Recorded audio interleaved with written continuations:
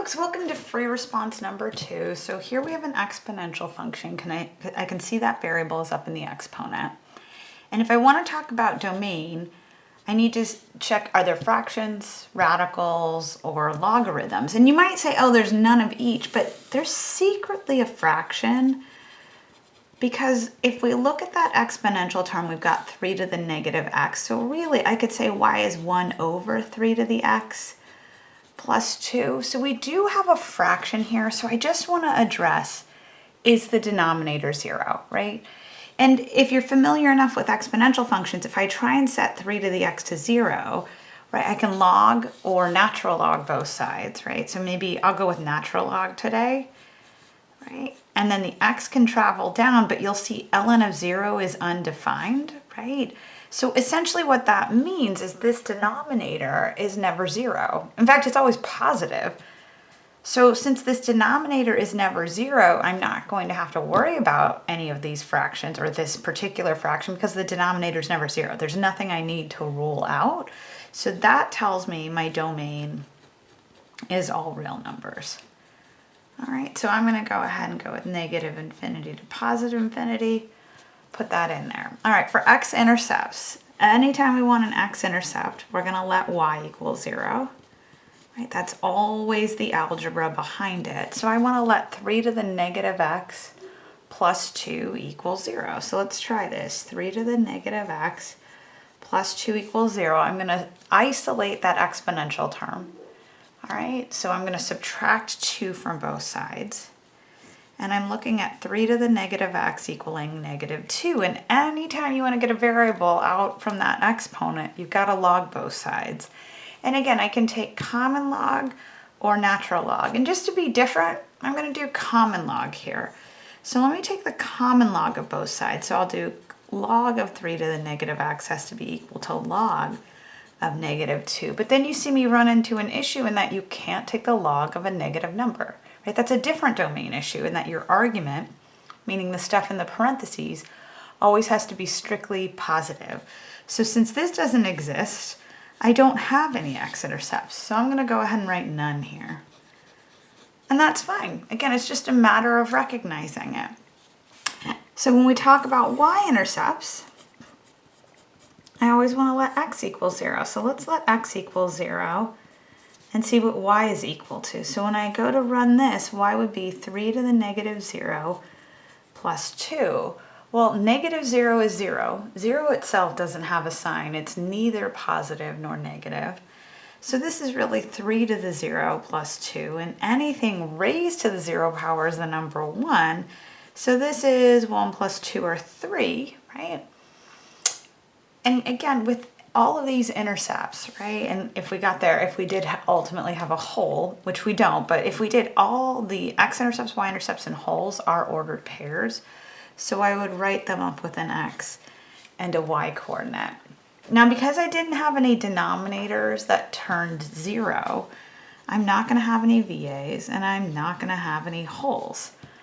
Similar to polynomials in this case, right? If you don't have a fraction with a denominator of 0, you're not getting VAs or wholes. All right, end behavior is going to be a little bit fancier, so I'm going to scooch this up. And then just keep in mind at this point, my only trait that is going to show up on my graph so far is the y-intercept. I just mentioned that because when I scooch this up, some of my traits are going to go out of sight. So let me move this up. So we've got this here, okay? And let's go ahead and talk about, I'll put a little separation there. Let's talk about end behavior. All right, so if I want to talk about end behavior, since my domain does have both negative infinity and positive infinity in it, I do want to look at what is happening as x goes to the left, right? What happens to the function as x goes to negative infinity? And at the same time, I want to look as x goes to positive infinity. If both of those terms, positive infinity, negative infinity, are my domain, then I do need to address both sides of the x-axis, right? Not necessarily what's in the middle, but what's on the left side of the x-axis, what's on the right side of the x-axis. So let's see if we can figure this out. If x is going to negative infinity, and I'll kind of scooch this in here, f of x is going to be 3 to the negative of negative infinity plus 2. And then I got to just see what this kind of works out to. All right, a negative of negative infinity is positive infinity. 3 to the infinity is a huge infinity, but it's still infinity. Infinity plus 2 is also still infinity.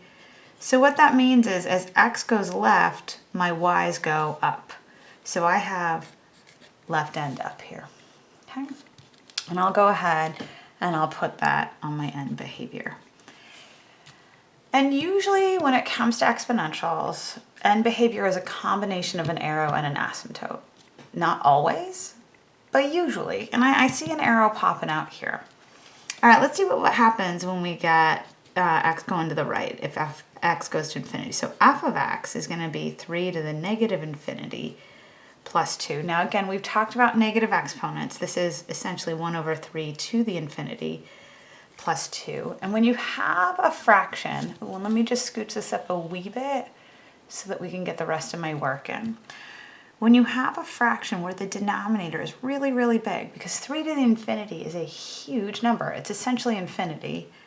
But if you have a fraction and the denominator is really big, that means the fraction itself is really small. So this fraction is going to 0, and 0 plus 2 is 2. So ultimately, on the right side of my graph, I have a horizontal asymptote, and I'll just put here that it's on the right. So I'm going to go put all of this onto my graph, and keep in mind, even though you can't see it in this view screen, up above was that y-intercept of 0, 3. And when I look at the other numbers, I just have a 2, a 3, and a 0. I'm going to go ahead and scale my axes. Of course, I'll label them, but I'll make each square worth half a unit, so I'll only go out to 5s on the side. And you can do whatever you want. If you want to make these go out to 10s, you're more than welcome to, or whatever scale you want. All right, if I have a y-intercept at 0, 3, so 1, 2, 3. And then I'm going to be up on the left. I'll keep that in mind. And I'm going to write in my horizontal asymptote at y equaling 2. But I'm just going to put it on the right. So let me go up 1 unit, 2 units. And I'm just going to draw this on the right to kind of guide me. Okay. Let's just, so that we can see it. Here we go. There it is on the right. Pew. Okay, you can make the sound effect.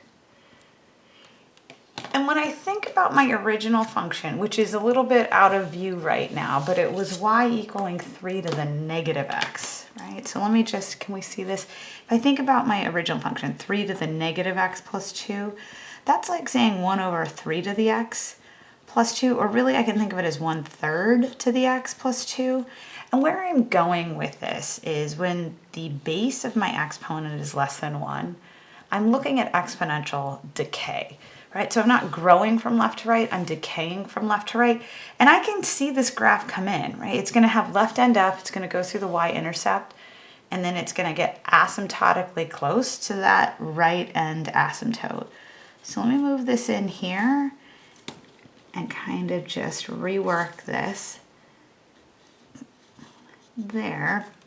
And if I had time on an exam, a good thing to do would be to check this with technology. So let's go ahead, clear out whatever I had in here, and let's do 3 to the negative x plus 2, and then we're going to hit zoom 6.